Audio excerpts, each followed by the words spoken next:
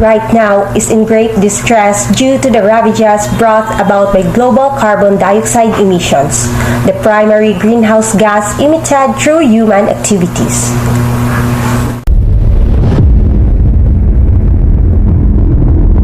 Since the start of the Industrial Revolution in about 1750, human activities have increased greenhouse gas concentrations in our atmosphere, which played a substantial role in driving global climate change.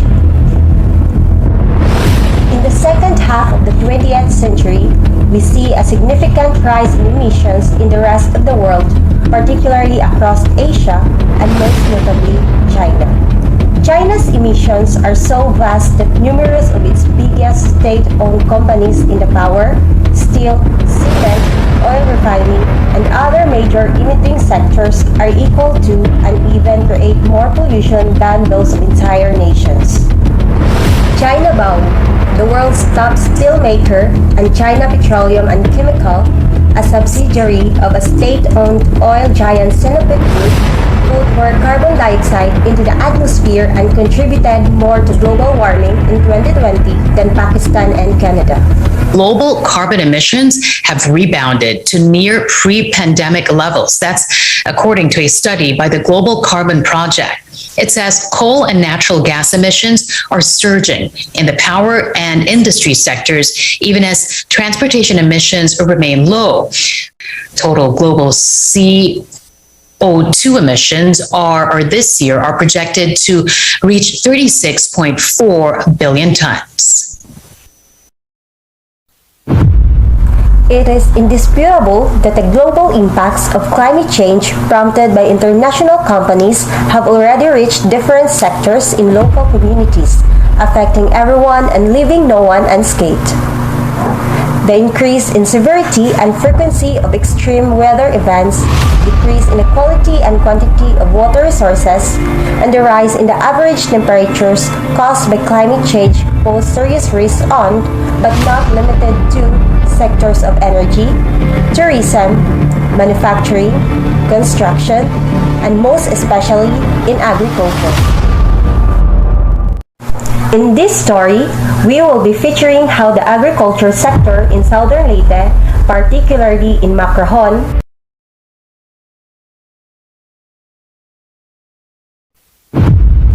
and Padre Burgos, is being affected by climate change, a global issue that obstructs local farmers from getting a good harvest and prompts scarcity in the rice production sector. Bukod sa madalas samaan ng bagyo ang Pilipinas, isa ring nangungunang dahilan ng pagkasira ng pananim ay ang lumalalang climate change. Ano nga ba epekto nito sa sektor ng agrikultura ng ating bansa ngayon?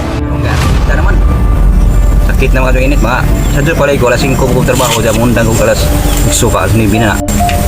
Kaya arinit na naman alas 10 na. Sadyo na naman ang bana. Alas 5. Diya, muadto. Muli diya mga alas 8 kapin kaya na mga inita. Kaya tumakontrol ang panahon. Kung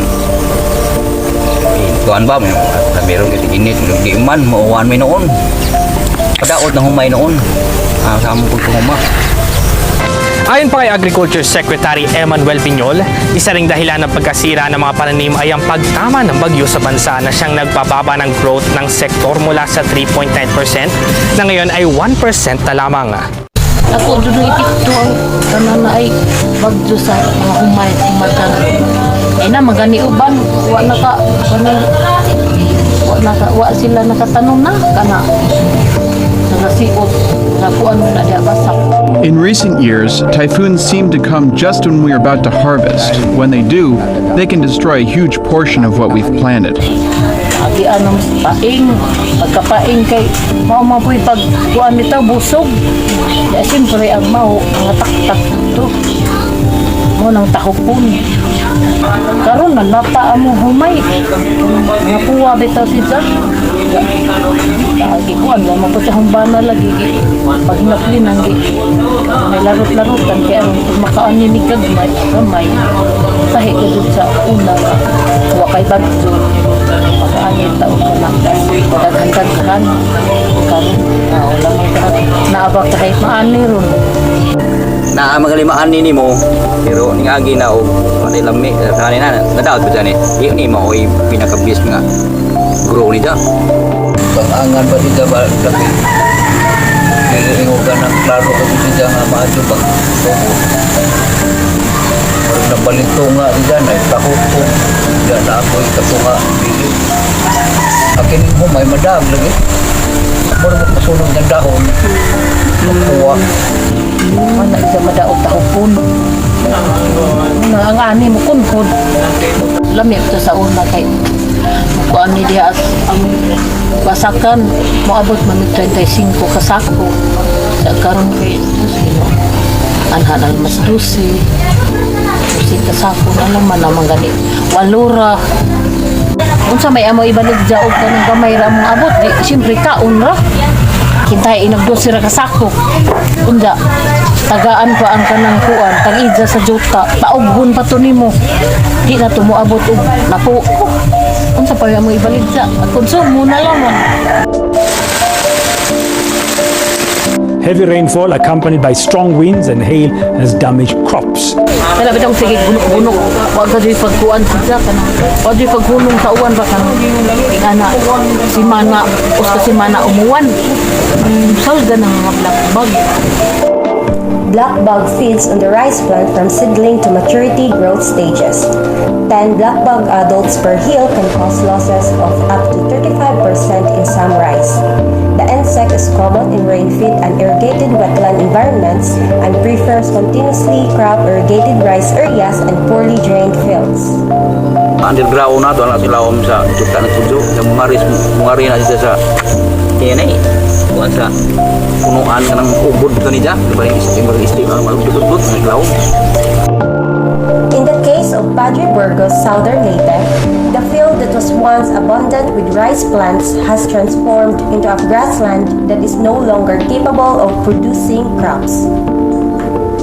So neto ini mintining basak ay saon nga sagana pamal tubig mabusog ang kalimutan nakaroon na gusto Manila nawa ang tubig may bumikas kainit pero niya tubig ang nagkahanda sa ipalit sige trabaho tanong ang income sila pag-abot sa panahon tingin kaya sila na-discourage kaya itang na nila ikakutan ng init patay na alihuno na ang tao sa init. This part of the field was also converted into a farm where cockerels are raised and other crops for consumption are planted. And as a result, nabugto ang humay nabugto ka yun. as the worsening effects of global warming already extends to the local units, this became a clear indication of how aggravating this global issue has become.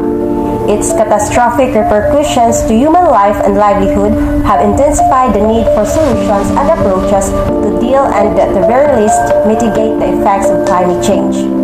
So far, these approaches have focused on cushioning greenhouse gases and the industries that make up the vast majority of greenhouse gas emissions.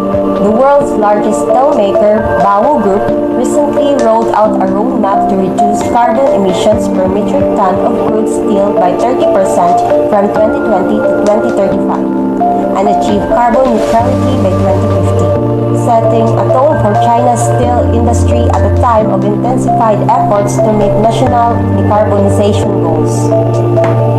In the pursuit of carbon neutrality, carbon emissions have to be reduced in as many ways as possible, including replacing fossil fuels with carbon-free renewable energies, hydropower and nuclear power, industrial CO2 capture, removal, storage and utilization, reuse of solid waste, and reducing energy consumption and increasing energy use efficiency.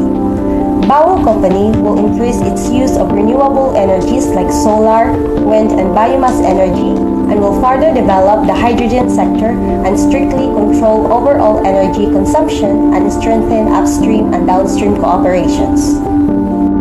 Reducing our greenhouse gas emissions is a critical step in slowing the global warming trend. Many governments around the world are working toward this goal. Great progress can and must be achieved with the low-carbon technologies we have today, and all of us can help speed the pace at which these technologies take root and spread. If we curb and eventually stop the emissions of greenhouse gases today and in the future, we can still avoid the worst threats of climate change.